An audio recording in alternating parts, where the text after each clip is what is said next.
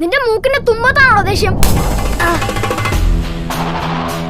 പുള്ളിക്കാരെ ഭയങ്കര ചൂടിനല്ലേ, എങ്ങനെ സഹിക്കണ്? പ്രകാശ്, നീ പറയാനുള്ള പറഞ്ഞാൽ മതി, ഇങ്ങനെ മേത്തരക്കേണ്ട കാര്യമില്ല. ഇതെന്താണ് തൊടാൻ പാടില്ലേ? സോറി. എന്റെ അപ്പൻ എന്തായാലും സമ്മതിക്കുമെന്ന് തോന്നുന്നില്ല. എന്തിന്? നിന്നെ കെട്ടാൻ. അതിനെന്തിനാ ഇത്ര ദേഷ്യം പിടിക്കുന്നത്? ചൂടായില്ലല്ലോ.